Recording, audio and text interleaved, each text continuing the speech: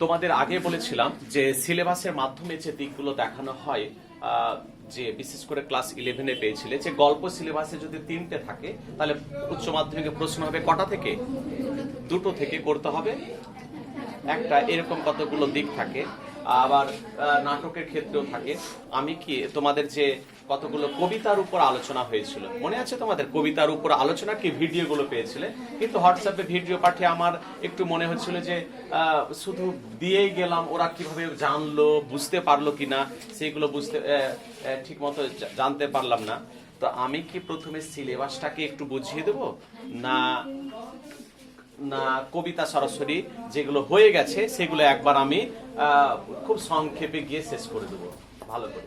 দেখো তোমাদের পাঠিয়েছি সবই, কিন্তু তোমরা বুঝতে পারলে কিনা এটা তো আমি এখনো জানি না, তাই না? যে রূপনারায়ণের কোলে কবিতা আমি হোয়াটসঅ্যাপ ভিডিওর মাধ্যমে তোমরা পেয়েছো না? এবার সেই কবিতা থেকে তোমাদের কোনো লাইনে বা শব্দে তো সমস্যা হতেই পারে। তাহলে আমি কি সিলেবাসটাকে তাহলে পরে করছি, কবিতায় সরাসরি চলে যাচ্ছি। একটি কবিতা নিচ্ছি, কবিতাগুলোকে অন্তত পক্ষে আমি মানে শেষবারের মতো করে একবার বুঝিয়ে দিচ্ছি খুব সংক্ষেপে। হয়তো ভিডিওর মাধ্যমে তোমরা অনেক প্রশ্ন থেকে গেছে, বুঝতে পারোনি, সেটা একবার শেষ করে দিচ্ছি আর আমরা কিন্তু ফিরে আসবো না। কবিতাটির নাম হচ্ছে রূপনারায়ণের কুলে, রবীন্দ্রনাথ ঠাকুর।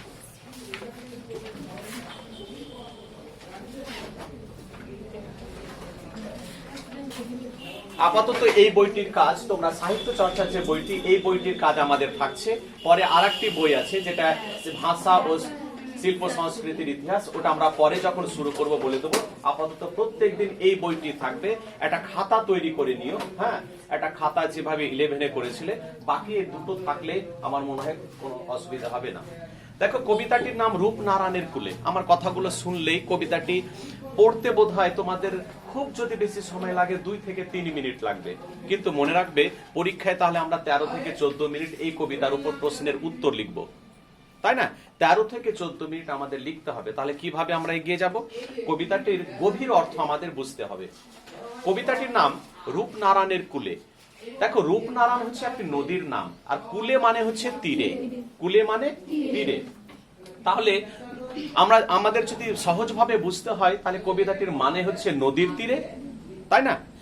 রূপনারায়ণের কুলে, কুলে মানে হচ্ছে তীরে, তাহলে কবিতাটির সাধারণ অর্থ হচ্ছে নদীর তীরে, কিন্তু ভেতরের অর্থ বুঝতে গেলে কবিতাটির মানে হচ্ছে জীবনের তীরে। কিসের তীরে? জীবনের তীরে। তাহলে জীবনকে এখানে কার সঙ্গে তুলনা করা হচ্ছে? নদীর সঙ্গে। কেন তুলনা করা হচ্ছে? কারণ নদী যেমন উৎস থেকে একসময় প্রবাহিত হতে হতে একসময় মোহনায় গিয়ে পড়ে যায়, তাই না?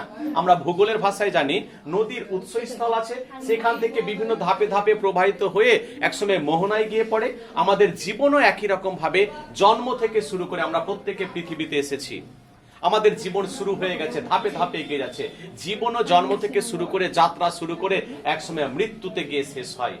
তাই বলা হয় যার জন্ম আছে তার মৃত্যু আছে। আমরা প্রত্যেকে পৃথিবী ছেড়ে একদিন চলে যাব, এটাই হচ্ছে আমাদের কাছে সব থেকে নিশ্চিত, এতে কোনো সন্দেহ নেই আমাদের। এর জন্য বলা হয় প্রত্যেক ধর্মের দিক থেকে প্রত্যেকে যদি মৃত্যুর কথা একবার করে স্মরণ করে যে আমাকে পৃথিবী ছেড়ে যেতে হবে, তাহলে দেখবে পাপবোধ গুলো, খারাপ কাজগুলো অনেকটা কমে যায়। হ্যাঁ, আর আমরা যদি ভাবি যে না আমি যা পৃথিবীতে এসে যা খুশি তাই করব, কিন্তু এই গুনাহ বা পাপ বা ধ্বংস মানুষকে কখনো ভালো দিকে নিয়ে যায় না, মানুষের আয়ুটাও শেষ পর্যন্ত কমিয়ে দিতে পারে, তাই না? আমি যদি একবারে আমার স্বেচ্ছাচার জীবন যা খুশি তাই করছি, তাহলে এটা ভালো হতে পারে পরিণাম? কখনো হতে পারে না। তাহলে কবিতাটির নাম হচ্ছে রূপনারায়ণের কুলে, অর্থাৎ মানেটা সাধারণ অর্থ পেলাম আমরা নদীর তীরে, কিন্তু গভীর অর্থ পেলাম জীবনের তীরে। এই কবিতাটি যখন রবীন্দ্রনাথ লিখছেন তখন তিনি এতটাই অসুস্থ, কারণ কবিতাটি লেখার 2.5 থেকে 3 মাস পর তিনি মারা যাচ্ছেন। তাহলে একজন মানুষের কাছে দেখবে যিনি মৃত্যু পথযাত্রী, যিনি মারা যাবেন, তার কাছে মৃত্যুটা কতটা কঠিন। আমাদের সাধারণ কাছে মানুষ মনে হতে পারে যে মৃত্যু বলে কিছু নেই, আমাদের মৃত্যু বোধ তত তৈরি হয়নি। আজ থেকে তোমাদের 5 বছর আগের জীবনে দেখবে মৃত্যু নিয়ে তোমাদের ভাবনা অতটা ছিল না, এখন খানিকটা কিন্তু তৈরি হয়ে গেছে। যখন তোমাদের বয়সটি 20 বছর পার হবে, 25 বছর যাবে, দেখবে মৃত্যু বোধগুলো আস্তে আস্তে আমাদের খুব কাছে, মৃত্যুটাকে আমরা বুঝতে শিখবো যে না এখন যদি ক্লাস মাধ্যমিকের যদি কোনো একটা ছেলেকে বলে কোন একটা ছেলেকে বলি যে দেখো তুমি যে 90-তে বা 80-তে গাড়ি উড়িয়ে চলে যাচ্ছ বাইক, তাহলে দেখো এটা ঠিক নয়, তো ও মাথায় নেবে না, কারণ রক্তের তার একটা গরম আছে, তাই না? কিন্তু দেখা গেল যে আমাদের অনেক পরিবারে দেখেছি মুহূর্তের মধ্যে অনেকে অ্যাক্সিডেন্টে, বাইক অ্যাক্সিডেন্টে মুহূর্তের মধ্যে মারা যায়নি অনেক, কিন্তু মৃত্যুর বোধ তার নয়। সে এটা জানে না যে আমার মৃত্যুর পর আমার পরিবারটা কি হতে পারে, আমার বাবা মা কি করবে, আমার বাবা মা কত কষ্ট পাবে। যে এই কথাটা ভাববে সে কোনোদিন কিন্তু এই কাজগুলো করবে না। একটা 70 বছরের মানুষকে যদি বলা হয় যে দেখো যে 70 বছরের মানুষ দেখবে তার চিন্তা ভাবনা গুলো, সে নামাজ পড়ে, সে মন্দিরে প্রার্থনা করে, তার জীবনযাত্রাটা আলাদা হয়ে গেছে, তাই না? সে ওইভাবে জীবনটাকে কাটাতে শুরু করে। কিন্তু তুমি একটা 20 বছরের ছেলেকে বোঝাতে পারবে না, কারণ মৃত্যুবোধ তার তৈরি হয়নি। কিন্তু 70 বছরের মানুষটি জানে যে আমি যে কোনো সময় পৃথিবী ছেড়ে চলে যেতে পারি। এই যে ভাবনাগুলো আমাদের অনেকটাই জানতে হবে। রবীন্দ্রনাথ এই কবিতার মধ্যে বারবার দুটো শব্দকে গুরুত্ব দিয়েছেন, একটা হচ্ছে জীবন আর একটা হচ্ছে মৃত্যু। এই জীবনে তিনি চলার পথে এত বাধা পেয়েছেন, এত কষ্ট পেয়েছেন, এত মৃত্যু দেখেছেন, তারপরে তিনি নিজেকে একেবারে কি বলবো শক্ত করে রেখেছেন মনটিকে, কিন্তু শেষ পর্যন্ত ডুকরে ডুকরে কেঁদেছেন। রবীন্দ্রনাথ যখন কবিতাটি লিখছেন শোনা যায় তিনি মৃত্যু শয্যায় সাহিত্য বিছানায় শুয়ে আছেন, আর পাশে একজন বসে আছেন। তিনি একটু একটু করে দুটো দুটো করে শব্দ করে একটা ছোট্ট ছোট্ট করে লাইন করে কবিতাটি বলছেন, আর পাশে থেকে বসে থেকে একজন লিখে নিচ্ছেন। লেখনী শক্তি, যে ঠিক মতো বসতে পারে না সে লিখতে পারে বলো? লেখনী শক্তি পর্যন্ত হাতের হারিয়ে গেছে, বলে যাচ্ছেন আর পাশে বসে একজন লিখে যাচ্ছেন। এই অবস্থায় মৃত্যুর 2.5 থেকে 3 মাস আগে রবীন্দ্রনাথ কবিতাটি লিখছেন। 2.5 থেকে 3 মাস কেন বলা হলো? রবীন্দ্রনাথ মারা যাচ্ছেন 1941 সালের 13ই মে, তাই না? 1941 সালের 13ই মে রবীন্দ্রনাথ মারা যাচ্ছেন, কিন্তু কবিতাটি লেখা হচ্ছে দেখো, দেখো 1941 সালের না, মৃত্যুটা বলছি 1941 সালের 7ই আগস্ট, তাই না? আগস্ট মাসের 7 তারিখে তিনি মারা যাচ্ছেন, কিন্তু লিখছেন কখন? 13ই মে। 13ই মে আমরা যদি মনে করি 13 মে, জুন, জুলাই, আগস্ট এরকম একটা চলে যাচ্ছে। এই যে 2.5-3 মাস আগে তিনি লিখছেন কবিতাটি। এবং এই কবিতাটি সম্পর্কে বলা হয় যে এই কবিতায় জীবন এবং মৃত্যু কথাটা সব থেকে বেশি গুরুত্ব পেয়েছে। এবার আমরা কবিতাটিকে পুরো গভীরভাবে জেনে নেব, কবিতার মানেটা কি। আর সেখান থেকে তোমরা জানো কবিতাটিকে যদিও হোয়াটসঅ্যাপের মাধ্যমে ভিডিও একবার বুঝিয়ে দেওয়া হয়েছে, আজকে আবার প্রথমে আমি 5 থেকে 7 মিনিট সময় নেব কবিতাটি বুঝিয়ে দেওয়ার জন্য। এবং আমরা জানি একটা কবিতা বা গল্পের উপর কতগুলো আলোচনা থাকে, প্রশ্নোত্তর পর্ব। সে প্রশ্নোত্তর পর্ব একটা হচ্ছে এমসিকিউ, ভুলে গেছো? একটা হচ্ছে এমসিকিউ টাইপের প্রশ্ন হবে এখান থেকে, আর একটি হবে এসএকিউ, আর একটি হবে 5 নম্বরের বড়। তাহলে 3টে ধাপের প্রশ্ন যদি আমাদের এখান থেকে হয়ে যায়, তাহলে আমরা প্রস্তুত আছি উচ্চ মাধ্যমিকে একবারে পরিপূর্ণ উত্তর দেওয়ার জন্য। তাহলে এইভাবে আমরা এগিয়ে যাবো একটা কবিতা বা গল্পগুলোকে শেষ করে, তাই না? আমরা শুরু করছি কবিতাটি। একজন পড়বে কবিতাটি?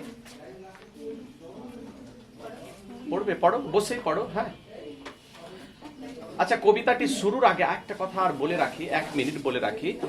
তোমরা পাশে কবিতাটি রচনাকালটা লিখে রাখবে, 13ই মে 1941 সাল। 13ই মে 1941 সাল রচনাকাল লিখে রাখবে। হ্যাঁ, এই তথ্যগুলো তোমরা লিখে রাখবে। অনেক সময় কবিতার বাইরে প্রশ্ন হয় যে কবিতাটি কখন রচনা করা হয়। 13ই মে 1941 সাল। কখন?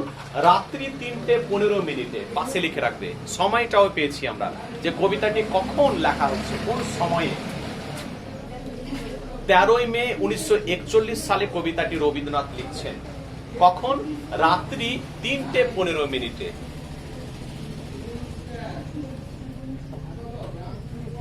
আর একটা বলে রাখি, অনেক সময় 13ই মে 1941, তাহলে এটা কি সাল বা খ্রিস্টাব্দ?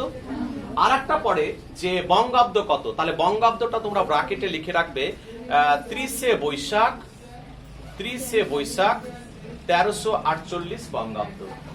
লিখে রাখবে এই কথাটা, এগুলো জানবে তথ্যগুলো। 30শে বৈশাখ 1348 বঙ্গাব্দ। আচ্ছা, এর উৎস কি? উৎস বলতে আমরা জানি এক একটা কবিতা একটা কাব্যগ্রন্থ থেকে নেওয়া হয়েছে। কি উৎস? শেষ লেখা। তাহলে তোমরা উৎসটা লিখে রাখো বা কাব্যগ্রন্থের নাম। হ্যাঁ হ্যাঁ, উঠছে তো,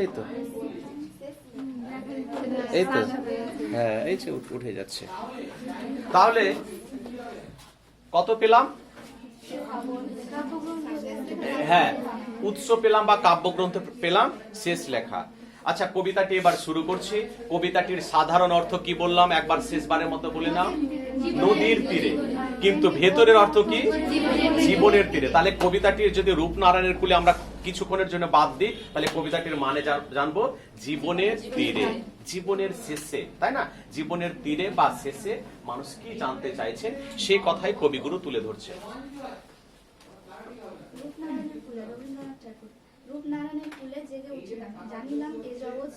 হ্যাঁ, রূপনারায়ণের কুলে জেগে উঠলাম, অর্থাৎ জীবনের শেষ প্রান্তে এসে বুঝতে পারলাম। আমি আগে বললাম যে রূপনারায়ণ হচ্ছে একটি নদীর নাম, নদীর তীরে, কিন্তু কবিতার ভেতরের অর্থ হচ্ছে জীবনের তীরে। রবীন্দ্রনাথ কি বলছেন? জীবনের শেষ প্রান্তে এসে আমি বুঝতে পারলাম এবং জানিলাম মানে জানতে পারলাম এই জগৎটা, এই পৃথিবীটা স্বপ্ন নয়। কেন বললেন? কারণ রবীন্দ্রনাথ এতদিন স্বপ্নের পাখায় ভর করে বহু কবিতা লিখেছেন, বহু নাটক লিখেছেন, বহু হাসির কবিতা লিখেছেন, তাই না? এতদিন বহু ছোট গল্প লিখেছেন, কারণ শিশুদের গান লিখেছেন, আবার মেঘের কোলে রোদ হেসেছে, আমার সোনার বাংলা, কত ভালো ভালো কথা লিখেছেন। তাহলে রবীন্দ্রনাথ শেষে, জীবনের শেষ প্রান্তে, অর্থাৎ মৃত্যুর কাছাকাছি গিয়ে তিনি বুঝতে পারছেন যে এই জগৎটা স্বপ্ন নয়। তাহলে জগৎটি কি? বাস্তব। আমরা এখন দেখবে এই করব ওখানে যাব, একবারে জীবনটাকে এইভাবে স্বপ্নের ঘর সাজাবো, এইভাবে একটা স্বপ্নের পাখায় ভর করে চলছি, কিন্তু স্বপ্ন দেখছি, তাই না, যে জীবনে প্রতিষ্ঠিত হব। কিন্তু জীবনের শেষ প্রান্তে গিয়ে রবীন্দ্রনাথ এটাই পেলেন, এই জগৎটা স্বপ্ন নয়, জগৎটা বাস্তব। বাস্তব এটাই আমাদের কাছে। বাস্তব কি? মৃত্যু। কারণ আমাদের একদিন এই পৃথিবী ছেড়ে চলে যেতে হবে। এই মায়াময় পৃথিবী কেউ যেতে চায় না। পৃথিবীর কোনো মানুষকে জিজ্ঞেস করবে যে তুমি কি মরতে চাও, কেউ মরতে চায় না। কিন্তু মনে রাখতে হবে এই পৃথিবী ছেড়ে আমাদের একদিন যেতেই হবে, এর কোনো বিকল্প নেই। কারণ কোটি টাকার মালিক হোক বা যেই হোক না কেন, মৃত্যুকে কখনো কেউ পিছিয়ে দিতে পারে না। তাহলে এরকম থাকলে পারে বড় লোকরা কিন্তু মরতো না, অনেক দিন বাঁচতে পারতো, তাই না? তাহলে রবীন্দ্রনাথ কি বললেন? চারটে লাইনের মানেটা সহজ ভাষায় জেনে নাও, যে রূপনারায়ণের কুলে জীবনের শেষ প্রান্তে এসে বুঝতে পারলাম, জেগে উঠিলাম, অর্থাৎ বুঝতে পারলাম এবং জানতে পারলাম এই জগৎটা স্বপ্ন নয়, আমাদের এই জগৎটা হচ্ছে বাস্তব জগৎ। পরে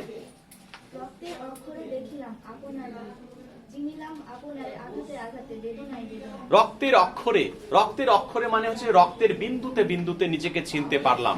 রক্তের অক্ষর বলতে এখানে রবীন্দ্রনাথ আরো গভীর অর্থে কি বোঝাচ্ছেন? রক্তের অক্ষর হচ্ছে আপনজনের মৃত্যু।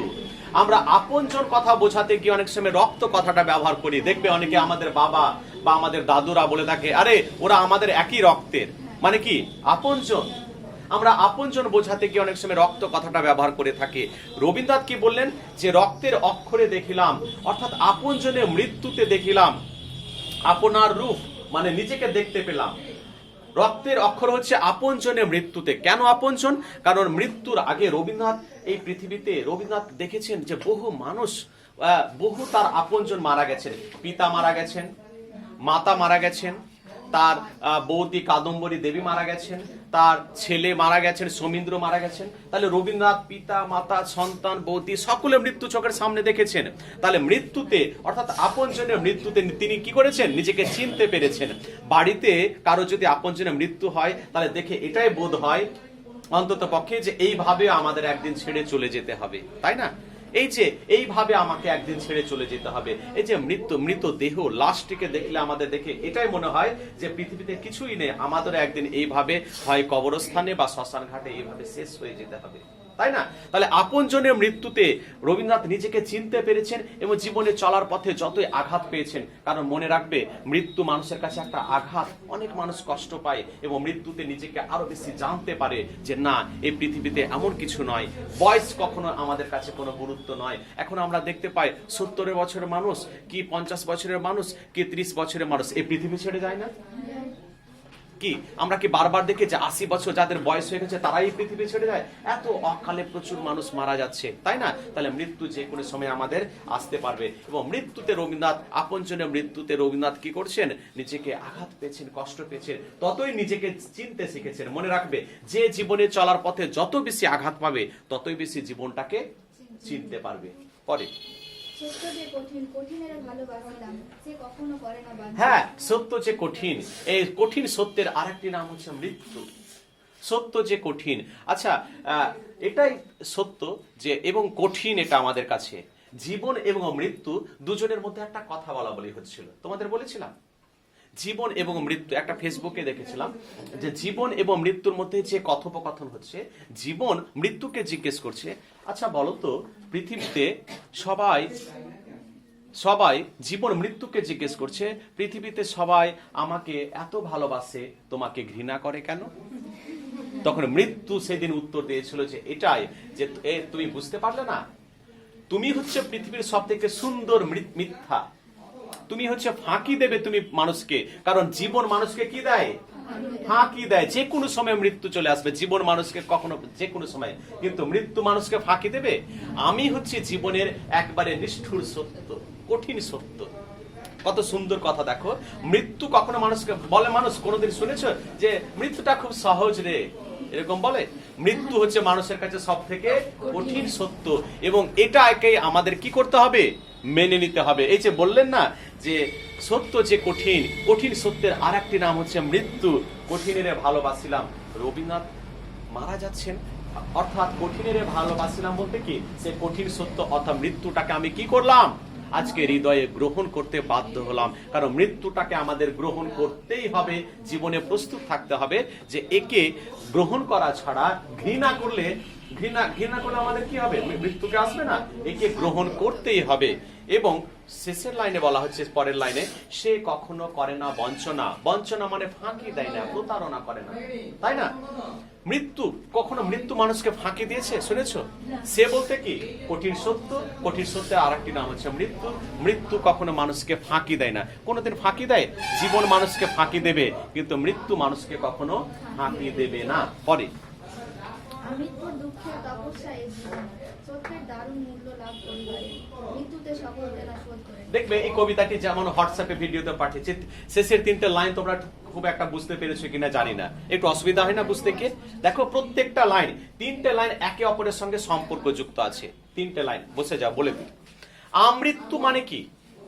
মৃত্যুর আগে পর্যন্ত দুঃখের তপস্যায় জীবন। তপস্যা মানে কি? সাধনা, তাই না? জীবন। তাহলে রবীন্দ্রনাথ কি বললেন? যে মৃত্যুর আগে পর্যন্ত যদি দুঃখের তপস্যা করতে পারো, দুঃখের সাধনা করতে পারো, তবে কি মিলবে? সত্যের দারুণ মূল্য। মূল্য মানে এখানে উপহার। সত্যের দারুণ মূল্যটা তুমি লাভ করতে পারবে। কথাটি কেমন? মূল্যবোধ হচ্ছে, মূল্য বলতে এখানে বোঝানো হয়েছে মানবিক মূল্যবোধ। দেখো, মানবিক মূল্যবোধ কাকে বলে? মানবিক মূল্যবোধ হলো আমরা প্রত্যেকে মানুষ হিসেবে এক একটা শিশুর মধ্যে মানবিক গুণের বিকাশ, তাই না? মূল্য বলতে এখানে মানবিক মূল্যবোধ। এবং মানবিক মূল্যবোধগুলো কখন আমরা পাবো, কখন শুনতে পাবো? যখন আমরা জীবনে, এই যে দেখো বলা হলো দুঃখের তপস্যা, এই জীবনে মৃত্যুর আগে, এই জীবনে যে যত বেশি দুঃখের তপস্যা করবে, সাধনা করবে, সে তত বেশি সত্যের মূল্যটাকে লাভ করতে পারবে, উপহারটা পাবে। কথাটি কেমন? বীরনগরে নদীর ভাঙন হয়েছে, তোমরা অনেকে জানো। নদীর ভাঙনে প্রচুর মানুষ অসহায়, বাড়িঘর পড়ে গেছে। মানুষের যদি বাড়িঘর পড়ে যায়, থাকবে কোথায়? কোন রকম একটা ত্রিপল খাটিয়ে থাকছে, তাই না? তো বীরনগরে এই যে ধরো নদীর ভাঙন হলো, তো আমাদের কি করা উচিত? মানুষ হিসেবে তাদের পাশে দাঁড়ানো উচিত, মানুষ হিসেবে তাদের সহযোগিতা করা উচিত। কিছু অন্তত পক্ষে খাবার, কিছু চিড়ে, কিছু মুড়ি, কিছু চাল, কিছু আলু, যার যার সাধ্য সহযোগিতার হাত বাড়িয়ে দেওয়া উচিত। এই সহযোগিতাটা হচ্ছে একটি মূল্যবোধ। কোন মূল্যবোধ? মানবিক মূল্যবোধ। আচ্ছা, এই সহযোগিতাটা যে আমি করব, আগের লাইনটা কি বলা হলো? আমৃত্যু, মৃত্যুর আগে দুঃখের তপস্যা। তুমি যদি দুঃখ কষ্ট করো তবে সহযোগিতা করতে পারবে। কেমন ভাবে? দেখো, তোমাদের অনেক সময় ওদের সহযোগিতা করতে গেলে এখানে বাড়িতে বসে ফ্যানের নিচে এসিতে বসে হবে? তাদের কাছে যেতে হবে, তাদের কাছে গিয়ে রোদে পড়তে হবে, প্রচন্ড রোদ, গনগনে রোদ, তাদের কাছে যেতে হবে, হয়তো বৃষ্টি হতে পারে, ভিজে টিজে তুমি কষ্ট করবে, তবে তো সত্যের মূল্য লাভ করতে পারবে। নাহলে পৃথিবীতে কিভাবে লাভ করতে পারবে? তবে তো বলবে যে না, ও হচ্ছে দারুণ সহযোগিতার হাত বাড়িয়ে দিয়েছে। এই সহযোগিতা হচ্ছে একটি মূল্য। এই মূল্যটা পেতে হবে কখন? মৃত্যুর আগে জীবন থাকতে, কারণ আমরা জানি মানুষের মৃত্যুর পর ভালো কাজ করা বন্ধ হয়ে যায়, হয় না? আমি মারাই গেলাম, তাহলে আমি পৃথিবীতে জীবনে আর কি ভালো কাজ করব? আমি তো পৃথিবী ছেড়েই চলে গেলাম। তবে বলা হয় ধর্মের দিক থেকে মৃত্যুর পর মানুষ কতগুলো ভালো কাজের পরিণাম পেতেই থাকে, আমরা যদি পরবর্তী প্রজন্মে বা ইহলোক পরলোকে বিশ্বাস করি, তাই না? মৃত্যুর পর ধরো কোথাও গ্রামে একটা নলকূপের প্রয়োজন আছে, সেই নলকূপের প্রয়োজন আছে, আমি একটা 2000 টাকা খরচ করে নলকূপ বসালাম ওখানে, আমি মারা গেলাম, পৃথিবী ছেড়ে চলে গেলাম, কিন্তু যে নলকূপের পরিষেবা, নলকূপের জলটা গ্রামবাসী যতদিন ব্যবহার করবে ততদিন মৃত্যুর পরও আমাদের একটা ভালো কাজের পরিণামটা এটা পেতেই থাকি আমরা। কতগুলো এরকম, আমি যদি কাউকে ভালো পথ দেখাই, আমি যদি কোনো ছাত্রছাত্রীকে দেখো এইভাবে যাও, মানুষ হতে হবে, হ্যাঁ, একটা সমাজে প্রতিষ্ঠিত হতে হবে, বাবা মায়ের প্রতি একটা দায়িত্ববোধ নিতে হবে, এই ভালো পথগুলো যদি দেখানো, সে যদি সেদিন থেকে তার মনোভাবের পরিবর্তন ঘটে যায়, মানসিকতার পরিবর্তন ঘটে যায়, এটিও হলো একটি ভালো কাজ। বুঝতে পেরেছো? তাহলে শেষ লাইনটি দেখো, মৃত্যুতে সকল দেনা শোধ করে দিতে, মৃত্যুতে মানে হচ্ছে মৃত্যুর আগে মুহূর্ত পর্যন্ত সকল দেনা বলতে কি? ধার দেনা। আমি সমাজে আলুর দোকানে গিয়ে, মুদিখানার দোকানে গিয়ে ধার নিয়ে চেয়ে দেনা না, মৃত্যুতে সকল দেনা। সকল বলতে আমাদের সমাজে কিছু সহযোগিতা করার থাকে, সমাজে যদি কিছু দেওয়ার থাকে, ভালো কাজ করার থাকে, তাহলে এটা সকল দেনা। কারণ সমাজে আমার কিছু দেওয়ার আছে তো, না নেই? মানুষ হিসেবে অনেক কিছু দেওয়ার আছে, সহযোগিতা, ধর্মে যাতে বিরোধ না হয়, হিন্দু মুসলিম যাতে মারামারি না হয়, এইগুলো কাজগুলো আমাদের সৌভ্রাতৃত্ববোধ, সহযোগিতা, বিশ্বাস, যারা গরিব আছে তাদের পাশে গিয়ে দাঁড়ানো, তাহলে এই সকল দেনা শোধ করে দিতে মৃত্যুতে, আমাদের মৃত্যুর আগে মুহূর্ত পর্যন্ত এই সমস্ত দেনাগুলো, এই সমস্ত ভালো কাজগুলো আমাদের কি করতে হবে? শোধ করতে হবে। তবে পৃথিবী ছেড়ে যাওয়া, রবীন্দ্রনাথ বলেছেন যে হয়তো অনেকটা এটাই বাস্তব, এটা স্বপ্ন নয়। বুঝতে পেরেছো কবিতাটি? একবার প্রত্যেকে কবিতাটি এক ঝলক আর দেখে না, কোন লাইনে বুঝতে পারলে না, কারণ এই কবিতা কমপ্লিট করে গেলে আর ফিরে আসবো না, একেবারে শেষের দিকে, সিলেবাসের শেষ করে। কোন লাইনটি তোমাদের কাছে কঠিন মনে হলো? কবিতাটি ছোট্ট কবিতা, ভেতরে এ রাখবে না, বলতে শিখবে। নোটপত্র কিনেছো এবছরের? কিনে নিয়েছো? আচ্ছা আচ্ছা, নোটপত্র তো আমাদের ওইভাবে লাগে না, হ্যাঁ, রাখলে কাছে, হ্যাঁ, কারণ এই মুহূর্তে 4-5 মাস তো সময় পেলে না কি করতে, এটাও ঠিক। তবে আমি যেভাবে বললাম, হ্যাঁ, নোটে গেলে কিন্তু একটু চলে আসবে, ওর মানেগুলো অন্যভাবে বলবে, আর আমার কথাগুলো একটু আলাদাভাবে থাকবে, হ্যাঁ, সেই জন্য একে অপরকে মেলাতে পারবে না, তখন গুলিয়ে ফেলবে। একটু দেখে নিও কোন জায়গায় অসুবিধা। বলো কোথাও অসুবিধা হচ্ছে? কারণ আমরা যেহেতু নোটগুলো কম পড়ছি, হ্যাঁ, আমরা কবিতাটিকে ভালো করে বুঝে নেব, এমসিকিউ করব, এসএকিউ করব, তারপরে তো আমরা বড় প্রশ্ন করলে কমপ্লিট কাজ। হ্যাঁ, হলো? কারো কোনো অসুবিধা আছে? নেই? আচ্ছা, এই কবিতায় যদি এমসিকিউ টাইপের এরকম প্রশ্ন করা হয়, কবিতাটি কখন রচিত হয়, কখন? তাহলে রাত্রি কত সালে? বেশ, এই টাইপের প্রশ্ন হলে তোমরা পারবে। আর যদি বলা হয় কবিতাটি কোথায় রচিত হয়, কোথায়? শান্তি নিকেতনের উদয়ন গৃহে, লিখে রাখবে, হ্যাঁ, কোথায় যদি জিজ্ঞেস করে, শান্তি নিকেতনের উদয়ন গৃহে। চিনিলাম আপনারে যদি বলে, হ্যাঁ, কিভাবে নিজেকে চিনতে পেরেছেন? আচ্ছা, বেশ। আচ্ছা, তোমরা খাতা নিয়ে এসেছো?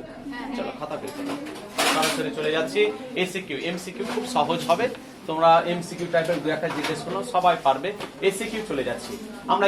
এমসিকিউটা মুখে জিজ্ঞেস করি, মনে আছে? আমরা মুখে মুখে করে নিই এমসিকিউ, আর এসিকিউটা খাতায় লিখবো।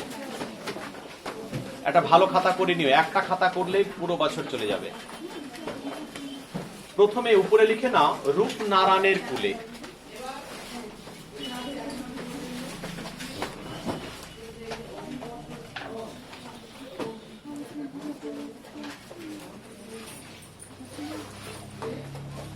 রূপনারায়ণের কুলে, রবীন্দ্রনাথ ঠাকুর। পাশে লিখবে এসএকিউ। এসএকিউ মানে কি? শর্ট। কতটা শব্দ বা কতটা লাইন? 20টি শব্দ দুটো লাইনের বেশি হবে না। আমরা যদি বাক্য গঠন করি বা লাইন বলি তাহলে দুটো লাইনের বেশি হবে না। তোমরা সতর্ক হবে, দুটো লাইনের বেশি হবে না এই ভেবে, কারণ তোমাদের আগামীতে উচ্চ মাধ্যমিক যে পরীক্ষা হবে সেটা প্রশ্নেই লিখতে হবে, ঠিক আছে? হ্যাঁ, আমি আগে বলেছি না 11-এ থাকতে প্রশ্নেই এসএকিউটা লিখতে হবে, এই জন্য দুটো লাইনের বেশি না হয় এটা খুব সচেতন থাকতে হবে। তোমরা ক্লাস 11-এ নাও যে ফাঁকা খাতা পেলাম আর লিখে গেলাম, প্রশ্নের উত্তর লিখতে হবে। এই তুমি কি 11-এ ছিলে ক্লাসে? কেউ কি নতুন এসেছো যে 11-এ ছিলাম না এরকম আছো? সবাই কিছু কিছু কম লাগছে না?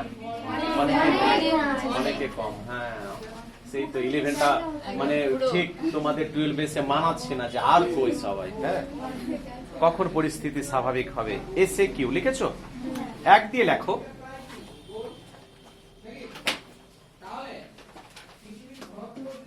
রূপনারায়ণের কুলে জেগে উঠিলাম। রূপনারায়ণের কুলে জেগে উঠিলাম।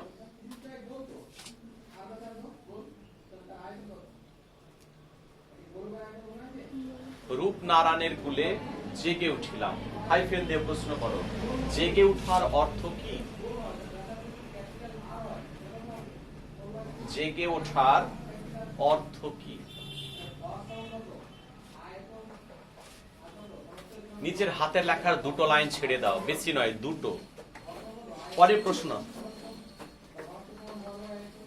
চিনিলাম আপনারে। পরের প্রশ্ন, চিনিলাম আপনারে। চিনিলাম আপনারে। প্রশ্ন করো, কবি কিভাবে নিজেকে চিনতে পেরেছেন? কবি কিভাবে নিজেকে চিনতে পেরেছেন?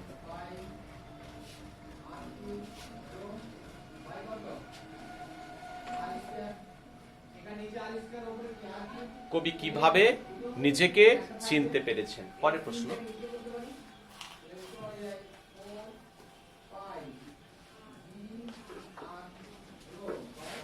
সে কখনো করে না বঞ্চনা। সে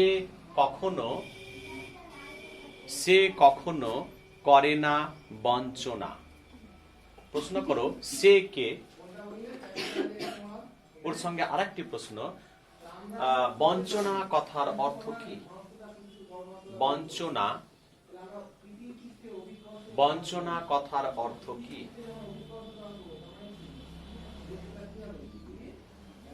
পরের প্রশ্ন, সত্যের দারুণ মূল্য লাভ করিবারে।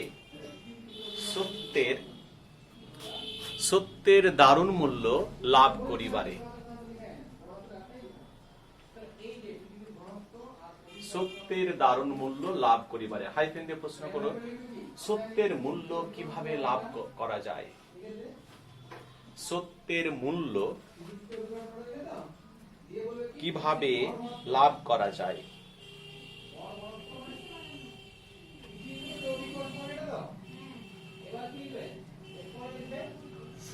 পরের প্রশ্ন, কবিতায় জীবন ও নদীর, কবিতায় জীবন ও নদীর তুলনা করা হয়েছে কেন? কবিতায় জীবন ও নদীর তুলনা করা হয়েছে কেন?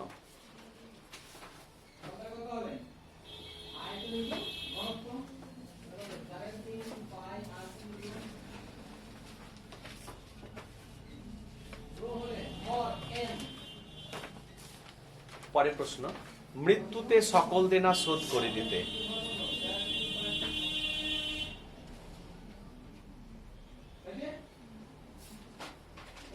মৃত্যুতে সকল দেনা শোধ করে দিতে।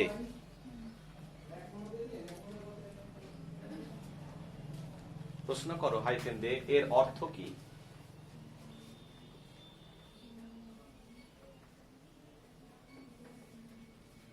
সাত দিয়ে লাস্ট প্রশ্ন একটি, রূপনারায়ণের কুলে এই দেখবে নারায়ণ লিখবে না, আবার রূপ নারায়ণ কথাটা, হ্যাঁ অনেক সময় এইচএস এর খাতা দেখতে গিয়ে রূপ নারায়ণের কুলে লেখে, রূপ নারায়ণের কুলে। রূপ বানানটা যদি ভুল করো তাহলে নম্বর কাটবে, আগে বলে দিলাম। রয়ে দীর্ঘ রূপ, রূপ নারায়ণের কুলে লিখেছ। কবিতাটির রচনা কাল, কবিতাটির রচনা কাল কমা দিয়ে সময় ও স্থান লেখো। হলো? আর প্রশ্ন নেই, এই কটাই প্রশ্ন এসে কি, আর কোনো প্রশ্ন নেই, হলেও এর থেকে আরো সহজ হবে। চলো করো তো, করতে পারবে?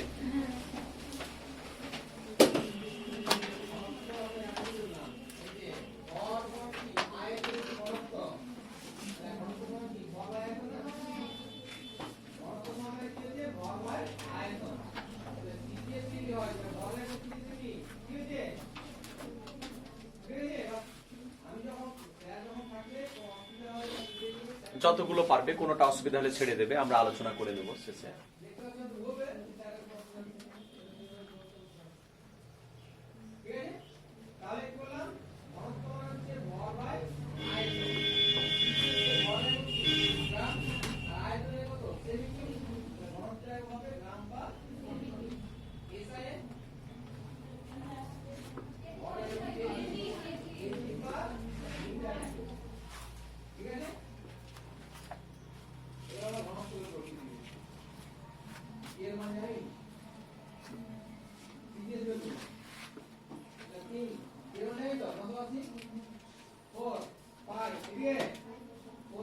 এই শেষে একটু সিলেবাসটা নিয়ে আলোচনা করব, সময় পাবো না, একটু আলোচনা করে নি। হ্যাঁ আচ্ছা, প্রথম প্রশ্নের উত্তর তোমরা পারবে, তোমাদের সঙ্গে আমরা একমত হয়ে সবাই মিলে আলোচনা করব।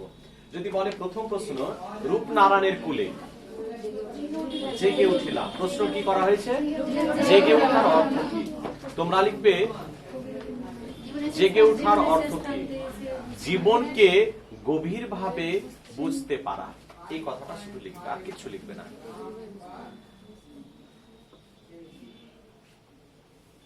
জীবনকে গভীরভাবে বুঝতে পারা, অনেকে লেখে উপলব্ধি করা, একই কথা। জীবনকে গভীরভাবে বুঝতে পারা, একটা হয়ে গেল, আর কিছু লিখতে হবে না। পরে কবি, কবি উত্তরটা শুরু করবে এইভাবে, কবি জীবনে চলার পথে আঘাতে আঘাতে বেদনায় বেদনায় নিজেকে চিনতে পেরেছে। কবি জীবনে চলার পথে, বাক্যটাকে এইভাবে গঠন করে নাও, কবি জীবনে চলার পথে আঘাতে আঘাতে বেদনায় বেদনায়, আঘাতে আঘাতে কমা দিয়ে বেদনায় বেদনায় নিজেকে চিনতে পেরেছেন। এইটুকু লিখলে হবে। কি কঠিন হচ্ছে ভাষা?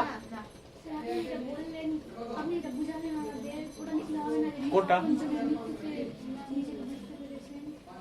দেখো বোঝানো, আর এখানে পরের লাইন তুলে এসে কি করেছে না, দেখো নিচে লাইনে লেখা আছে কবি কিভাবে নিজেকে চিনতে পেরেছেন। চিনিলাম আপনারে বলা হয়েছে না, তো যখন এসিকিউ টাইপের প্রশ্ন দেবে, গভীরভাবে বুঝবো আমরা বড় প্রশ্নের ক্ষেত্রে ঠিক, কিন্তু যখন এসিকিউ টাইপের দেবে তখন রিলেটেড লিখবে। কবি কিভাবে, এই যে বলা হলো না, চিনিলাম আপনারে আঘাতে আঘাতে বেদনায় বেদনায়, কথাটা বলা হয়েছে পাশে, ঠিক আছে? এই টাইপের লিখবে। আমরা দেখবে অনেক কিছু জানি কিন্তু সব লেখা যাবে না, আবার তাহলে অনেক বড় হয়ে যাবে, অনেক কথা চলে আসবে। আরো একটি প্রশ্ন আছে দেখবে ওরকমই। পরে সে কে, তোমরা অনেকে লিখেছো মৃত্যু, না এখানে মৃত্যুটা উল্লেখ, আমরা বুঝতে পারলাম মৃত্যু, কিন্তু এখানে লিখবে সে বলতে কঠিন সত্যকে বোঝানো হয়েছে, সে হলো কঠিন সত্য। তোমরা অনেকে দেখবে মৃত্যু লিখেছো, না মৃত্যুটা আমরা জানি, তাই না? কেন বলি তোমাদের সে বলতে কঠিন সত্য, কঠিন সত্য উত্তরটি এইচএসে লেখা থাকবে। যিনি খাতা দেখবেন, উচ্চ মাধ্যমিকের খাতা দেখবেন, আমাদের কিন্তু খাতা দেখতে গেলে উত্তরগুলো কপি পাঠিয়ে দেয়, জানো তো, এবং ওখানে লেখা থাকবে কঠিন সত্য বা সত্য কথাটাই লেখা থাকবে সে বলতে। এবার মৃত্যু কথাটা লেখা থাকলো না, এবার এমন কোন শিক্ষক আছে ও মৃত্যুর অর্থটাই জানলো না, তখন বলবে মৃত্যু লিখলো সত্য লিখলো না, কেটে দেবে। বুঝতে পেরেছো? তোমরা কি মনে করছো সব মাস্টারই স্কুলে গিয়ে টিউশনি পড়ায় আর মিশনে পড়ায়? যারা পড়ায় তারাই একটু পড়াতে পারে, আর যারা পড়ায় না তারা ঘুমিয়ে গেছে, আর নেই, বোঝাতে পারবে না। চাকরি করছে ঠিক, কিন্তু কিছু নেই। কি লিখলে এটা? সে হলো, বা সে বলতে কঠিন সত্যকে বোঝানো হয়েছে, বা সে হলো কঠিন সত্য। বঞ্চনা কথার অর্থ হলো প্রতারণা বা ফাঁকি দেওয়া। যা লিখবে, ফাঁকি দেওয়া লিখতে পারো, বা প্রতারণা করা লিখতে পারো। প্রতারণা বা ফাঁকি দেওয়া বোঝার জন্য লিখে রাখো।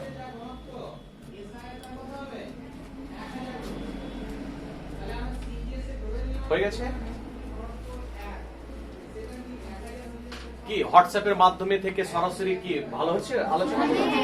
এই আলোচনাগুলো পাঠিয়ে দিলাম ভিডিও, বুঝতে পারলে কিনা, কোন কথা, এই যে উত্তরগুলো বললে, হ্যাঁ, তাহলে এই জায়গাগুলো কি অধরা থেকে যেত, অজানা থাকতো? পরে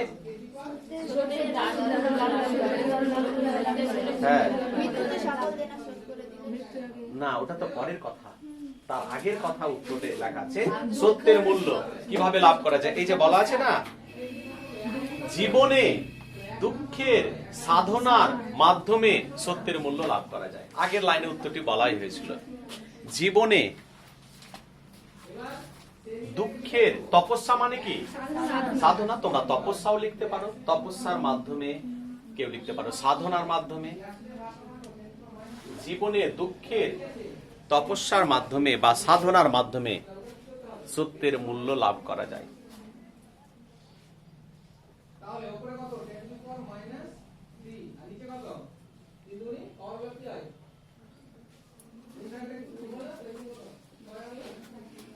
তারপরে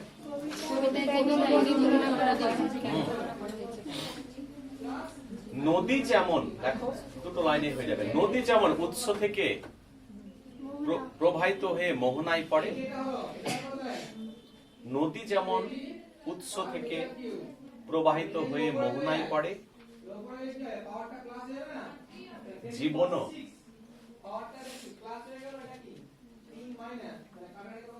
জন্ম থেকে যাত্রা করে মৃত্যুতে শেষ হয়। দুটো লাইনে ধরিয়ে দেওয়ার চেষ্টা করবে। মোহনায় বলছি কি, মৃত্যুতে শেষ হয়। জীবনও জন্ম থেকে যাত্রা করে মৃত্যুতে শেষ হয়। হলো? দুটো লাইনে হলো? একটু ছোট্ট করে দেবে যদি জায়গা ধরাতে হয়, কারণ এইটুকু লিখতে হবে, কোনো শব্দ বাদ দিলে চলবে না। পরে হ্যাঁ, কি প্রশ্ন কি হয়েছে? এর অর্থ লেখো। লেখো, লিখে নাও, আমি বলে দিচ্ছি। কবি মৃত্যুর হাতে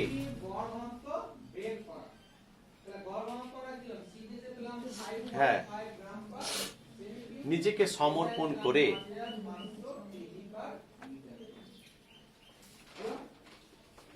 জীবনের,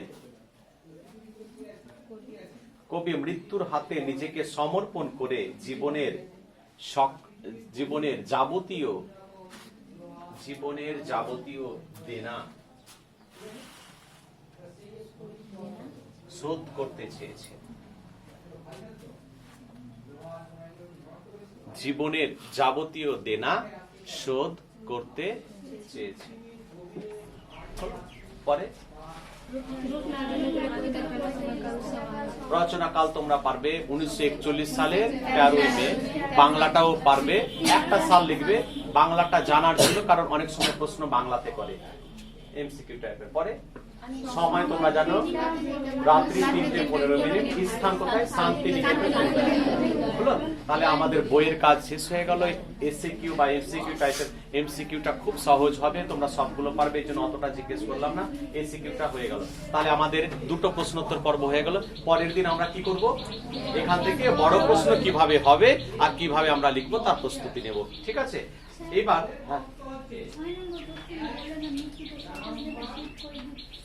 হ্যাঁ হ্যাঁ আপনি বললেন না এর আগে হ্যাঁ, মৃত্যুতে মানে মৃত্যুর আগে মুহূর্ত পর্যন্ত। আমরা ওটার মানে ভাঙলাম না, পারলে বুঝতে? মৃত্যুটাকে শব্দ ভাঙতে গেলে আমাদের দেখবে দুটো লাইনটা হয়তো একটু বড় হয়ে যাচ্ছে বলে ওটাকে ভেঙে লিখলাম না। এসে কিন্তু একটু শব্দগুলো লক্ষ্য রাখতে হচ্ছে যে কতটা লিখবো, ঠিক আছে? তোমরা জেনে রাখলে মানেটা জেনে রাখবে তোমরা। পরের দিন আমরা এখান থেকে 5 প্রশ্ন উত্তর পর্ব করবো। হ্যাঁ, এবার বাকি আমি 10 মিনিট একটু আলোচনা করবো সিলেবাসটাকে নিয়ে। তোমরা সিলেবাসটাকে অনেকে জানোই না, এইচএস এর কিভাবে এগিয়ে যাবো আমরা। চলো, একটা খাতা নাও। হ্যাঁ, প্রথম একটা পেজ না, সিলেবাসটাকে খুব সহজ ভাবে বুঝিয়ে দিই, তবে তোমাদের মনে একটা পরিকল্পনা এঁকে থাকবে যে আমরা কিভাবে এইচএস এর সিলেবাসটাকে, অন্ততপক্ষে বাংলাটাকে সহজে শেষ করতে পারবো, খুব সহজে। প্রথমে লিখে নাও দ্বাদশ শ্রেণীর বাংলা সিলেবাস। দ্বাদশ শ্রেণীর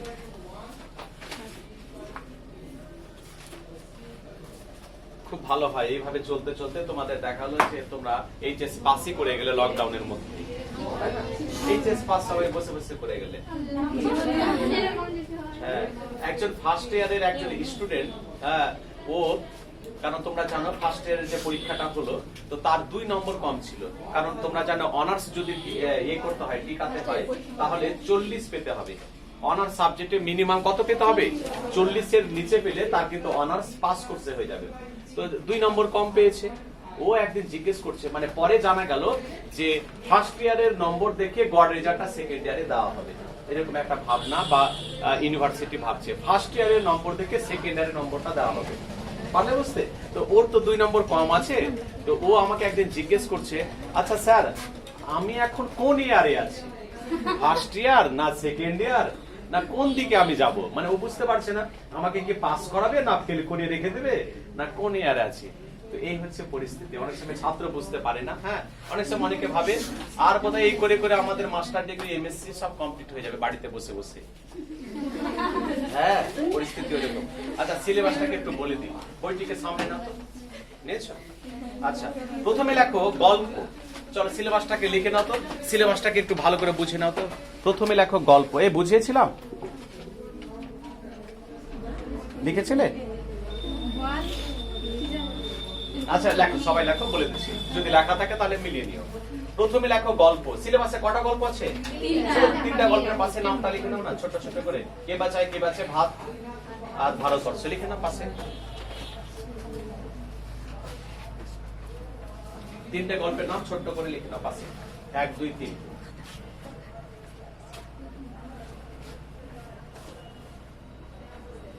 হয়ে গেছে? আচ্ছা, 3টে গল্পের নামটা পাশে ফাঁকা রেখে দাও, নাহলে পরে লিখে নেবে। হয়ে গেছে? আচ্ছা, পাশে লেখো সিলেবাসে তোমাদের মনে প্রশ্ন হতে পারে, স্যার এখান থেকে প্রশ্ন 3টে গল্প মিলিয়ে কত নম্বর পাবো? দেখো এখানে এমসিকিউ প্রশ্ন করবে 5খানা। পাশে লেখো এমসিকিউ 5, এসিকিউ 2, হ্যাঁ, বড় প্রশ্ন 1, বড় প্রশ্ন 5 একটাই আসবে, মানে 1 into 5, তাই তো? এমসিকিউ 5 নম্বরের প্রশ্ন হবে, মানে 5খানা। এসিকিউ কটা হবে? আর বড় প্রশ্ন 5-এ কটা হবে? একটা। টোটাল কত হলো? 12। এবার দেখো প্রশ্নটাকে একটু আমি এখানে বুঝিয়ে দিই। 3টে গল্প আছে না? 3টে গল্পের এমসিকিউ প্রত্যেকটা জায়গা থেকে একটা করবে। এমসিকিউ প্রত্যেকটা জায়গা থেকে কে বাঁচে করবে, ভাতও করবে, ভারতবর্ষ করবে। এবার প্রত্যেকটা করার পর আরো 2টো গল্প থেকে রিপিট করবে না? তাহলে একটা গল্প থেকে থাকবে যে একটা করবে না। তাহলে বুঝতে পেরেছো প্রশ্নটা? এসিকিউ দেখো 2টো হবে, 3টে গল্প আছে না, যে কোনো 2টো গল্প থেকে একটা একটা করে করবে, তাহলে একটা গল্প বাদ দেবে, ঠিক আছে? আর আরেকটা বলে রাখি, বড় প্রশ্ন সিলেবাসে কটা আছে? 3টে। পরীক্ষা প্রশ্ন হবে, করতে হবে কটা? আচ্ছা, যে গল্পটি আমার কাছে কঠিন সেটাকে বাদ দিয়ে দেবো বড় প্রশ্ন। কি লাভ হবে না হবে না? যে গল্পটি 5 নম্বরের বড় প্রশ্ন কঠিন সেটাকে বাদ দিয়ে দেবো। পারলে না বুঝতে? কি আমাকে বোঝাতে পারবে আমি করলে কি লাভ দেবে আমাকে? আমি ভাতও করলাম, ভারতবর্ষ করলাম, কে বাঁচে? হ্যাঁ, সময়টা এত বেশি যাবে, লাভ কিছু হবে না। আমরা 2টো গল্প বেশি ভালো করে নেবো, বড় প্রশ্ন ওখান থেকে হয়ে যাবে। যে কোনো একটা লিখবে, আসুক না, একটা গল্প আসুক না, এলো না কমন, কিন্তু একটা তো আসবে আমাদের, ঠিক আছে? চলো পরে সিলেবাস। নাটক, পরের ধাপে আছে নাটক। হলো? আচ্ছা, নাটকে তোমাদের দেখো তোমাদের সিলেবাসে দুটো নাটক আছে, বিভাব নারায়ণের দিন আছে, পাশে লিখে নেবে, আমি নম্বরে বিভাজনটা বলে দিচ্ছি। এমসিকিউ 3টে, এসিকিউ 2টো, বড় প্রশ্ন একটা 5-এ হলো। দেখো এমসিকিউ মানে দুটো নাটক আছে সিলেবাসে, তাহলে যে কোনো একটা নাটক থেকে দুটো প্রশ্ন করবে, আর এসিকিউ দুটো গল্প থেকে একটা একটা করে কি করবে, দুটো নাটক থেকে একটা একটা করে এসিকিউ করবে। তাহলে এখানে 5 হয়ে গেল, আর বড় প্রশ্ন 5 নম্বরে একটা পাবে। নাটকের সিলেবাস কত, দুটো নাটক আছে, পরীক্ষা কটা হবে, দুটো থেকে হবে, করতে হবে কটা, একটা। বড় প্রশ্ন যদি কারো মনে হয় যে স্যার আমি নাটক থেকে বড় প্রশ্ন বলছি, এমসিকিউ এসিকিউ নয়, বড় প্রশ্ন স্যার আমি পড়বই না, সে এমনিতে পাস মানে ভালো রেজাল্ট করে যাবে, এক খেয়াল থাকে। আর যদি মনে করো যে আমি দুটো নাটক থেকে বড় প্রশ্ন কাটবো, লাভ কিচ্ছু হবে না, বলে রাখলাম, একটা করলে হবে বড় প্রশ্ন। তবে হ্যাঁ আমি এখানে করাবো, দুটোই করাবো। কারণ হলো নাটকে কেউ বলে স্যার আমার এই নাটকটা পছন্দ বেশি, কে বলে এটা, আমি করাবো দুটোই, বড় প্রশ্ন দুটোই করাবো। পছন্দ করবে তোমরা যে স্যার আমার এই নাটকটি বিভাব ভালো লাগে না, স্যার আমার নানা রঙের দিনটা ভালো লাগে না, তোমরা দেখবে অর্ধেক ভাগ হয়ে গেছে। হ্যাঁ, পরে কবিতা, পরের ধাপ না কবিতা। কবিতা সিলেবাসে কটা আছে, 5টা আছে। এমসিকিউ হবে 4টে, মানে যে কোনো একটা কবিতা থেকে এমসিকিউ দেবে না, কিন্তু বাকিগুলো সবগুলো থেকে দেবে একটা একটা করে। হ্যাঁ, পড়তে তো সবগুলো হবে। আমি বলেছি যে টেক্সট বই পড়বে না, এমসিকিউ পড়বে না, এটা বলেছি? পড়তে তো সবটা হবে। হ্যাঁ, যেখানে পড়তে হবে না সেটা বলে দিচ্ছি। তাহলে এমসিকিউ 4টে, একটা কবিতা থেকে এমসিকিউ দেবে না। আর এসএকিউ 4টে হলো, আর বড় প্রশ্ন একটা। হ্যাঁ, কটা নেবে, বড় প্রশ্ন একটা হলো। আমি দুটো কবিতা, তোমাদের সিলেবাসে কটা কবিতা বললে, 5টা, আমি তোমাদের 3টে করাবো বড় প্রশ্নের জন্য, দুটোকে বাদ দিয়ে রাখবো, ঠিক আছে? দুটো খুব গুরুত্বপূর্ণ, দুটোর মধ্যে একটা দেবে, আর একটা আমরা হাতের প্যাচ বলে না, শেষ সম্পর্ক। আমি 3টে করাবো বড় প্রশ্ন, একটা আসবে, ঠিক আছে? দুটো কবিতা বড় প্রশ্ন বাদ দেবো আমরা, হয়ে গেছে? পরে লেখো আন্তর্জাতিক কবিতা ও ভারতীয় গল্প।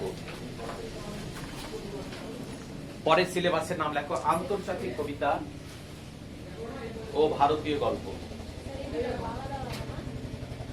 হ্যাঁ, না একসঙ্গে, আন্তর্জাতিক কবিতা ভারতীয় গল্প দুটো আলাদা, কিন্তু একসঙ্গে প্রশ্ন হয়।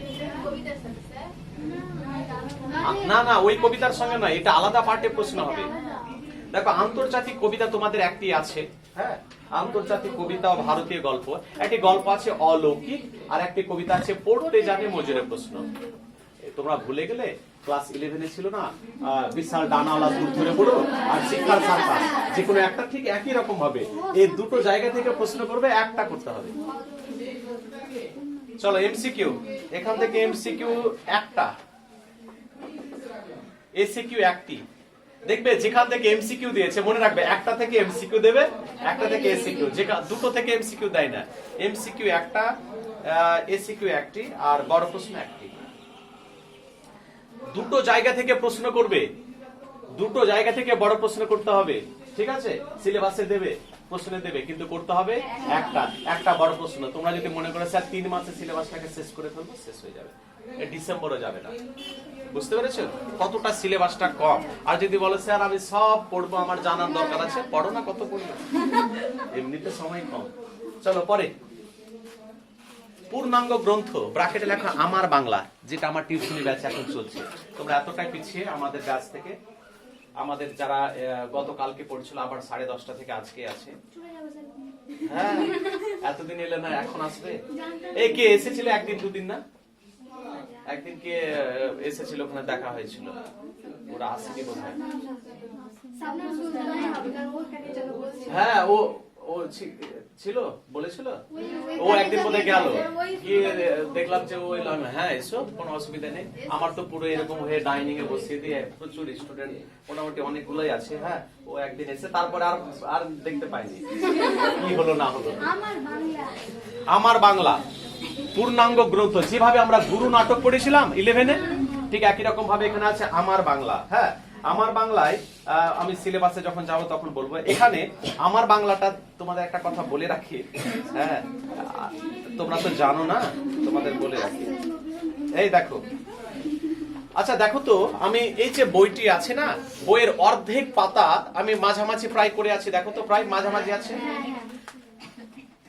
এতটা এতটা হচ্ছে এই যে সিলেবাসের এইটুকু যা পড়লে এতটা, আর আমার বাংলাটা হচ্ছে এতটা, আমার বাংলাটা হচ্ছে এতটা।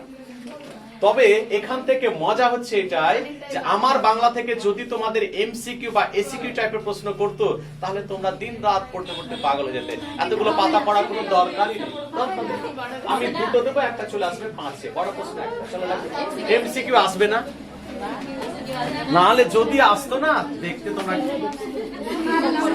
এমসিকিউ, হ্যাঁ অর্ধেক পাতা, এতগুলো নম্বর, এতটা যা পেলে, আর এখান থেকে তার থেকে বেশি খাটতে হতো। এমসিকিউ আসবে না, এসিকিউ আসবে না, বড় প্রশ্ন একটা 5-এ, বড় প্রশ্ন 5-এ একটা। আমি করাবো 3টে, আসবে একটা। সিলেবাসে আছে 5খানা বা 6খানা, আমি 3টে করাবো, একটা আসবে, ঠিক আছে? আচ্ছা চলে যাও, এটা হয়ে গেল। আচ্ছা তারপরে চলে যাও, হ্যাঁ তারপরে চলে যাও শিল্প সাহিত্য সংস্কৃতির ইতিহাস। মনে আছে তোমাদের আদি যুগ, শ্রীকৃষ্ণ কীর্তন, চর্যাপদ, ঠিক একই রকম ভাবে এখানে কি আছে? এখানে তো আরো মজা বলেছিলাম। দেখো সিলেবাসের নাম লেখো, শিল্প সাহিত্য ও সংস্কৃতির ইতিহাস। 47 কোথা থেকে টোটাল হলো? আচ্ছা শেষে টোটাল করে দিও, আপাতত লিখতা। শিল্প সাহিত্য ও সংস্কৃতির ইতিহাস আগে আগে লিখে না, তারপরে টোটালটা দেখবে মিলিয়ে হয়ে যাবে। শিল্প সাহিত্য সংস্কৃতির ইতিহাস লিখেছো? আচ্ছা শিল্প সাহিত্য সংস্কৃতির ইতিহাসের এই বইটি নয়, আরেকটি বই পাবে। হ্যাঁ বইয়ের আরেকটি বই পেয়েছো? এই বইটি সবাই পেয়েছো? সবাই পেয়েছো? বাহ, একটু এই পেয়েছো? হ্যাঁ হ্যাঁ ওই বইটি, এই যে এই বইটি, এই বইটি, এই বইটিকে একটু নিয়ে নেওয়ার চেষ্টা করবে। আছে? আর 2-4 জনকে আমি অবশ্য সহযোগিতা করতে পারবো, আমার স্কুলে অনেকগুলো পড়ে থাকে, নিয়ে চলে আসবো, দিয়ে দেবো, ঠিক আছে? হ্যাঁ বইটিকে খুব তাড়াতাড়ি ব্যবস্থা করে দিও। শিল্প সাহিত্য সংস্কৃতির ইতিহাস সিলেবাস এই লেখো। এখান থেকেও ভালো একটা দিক আছে, এই বই থেকে এমসিকিউ প্রশ্ন হয়, মানে 4টের মধ্যে কোনটা ঠিক। এসিকিউ হলে না এই বই পড়তে পড়তে পাগল হয়ে যেতে। এসিকিউ যদি হতো এখান থেকে, দেখো এমসিকিউ, এমসিকিউ হবে 3টে। না পাগল কেন হবে? একবার এক ঝলক দেখলে, এই তোমাকে যদি বলে যে কলকাতা চলচ্চিত্র উৎসব কি, হ্যাঁ তখন তোমাকে মুখস্থ করতে হবে। আর যদি বলা হয় কলকাতা চলচ্চিত্র উৎসব কোথায় করা হয়, কলকাতা, মুম্বাই, দিল্লি, তো মজা না এখানে? তো হল পরীক্ষা রুমে হয়ে যাবে সবগুলো। হ্যাঁ একটু চোখ কানটা খোলা রাখবে, খোলা রাখবে। হ্যাঁ হয়ে যায়, সত্যি বলছি হয়ে যায়। দেখবে বলবে ধরো কলকাতা চলচ্চিত্র উৎসব কোথায় হয়, কলকাতা অপশন আছে, মাদ্রাজ, চেন্নাই, মুম্বাই, কলকাতা। দেখবে হল ঘরের মধ্যে কলকাতা রে, কলকাতা রে, হ্যাঁ। আর ফের আবার কারো বলে না যে ডাকাতের মায়ের গল্পটি পড়েছিলে, যে মেয়ে মানুষ আর কত আক্রমণ। আবার অনেকের বোধ বুদ্ধি এত কম, কলকাতা আওয়াজ করছে, আর ও আবার লিখছে এ কি বললো রে, অনেকে আওয়াজ করছে, মনে হচ্ছে ঘুম থেকে উঠলো। এসিকিউ হবে না, এসিকিউ হবে না। আর 5-এর 2টো আসবে, 5-এর 2টো আসবে, 10। 5-এর 2টো পরীক্ষাতে থাকবে কটা? করতে হবে কটা? 2টো। আচ্ছা এখানে সিলেবাসের নামটা সংক্ষেপে লিখে নাও না, তবে একটু বুঝে রাখতে হবে যে কি আছে। লেখা এক দিয়ে গানের ইতিহাস, গান, রবীন্দ্রনাথের গান যত বেশি মুখস্থ করবে, বাড়িতে গিয়ে রবীন্দ্রনাথের গান শুনবে, নজরুলের গান শুনবে, হ্যাঁ গানের ইতিহাস।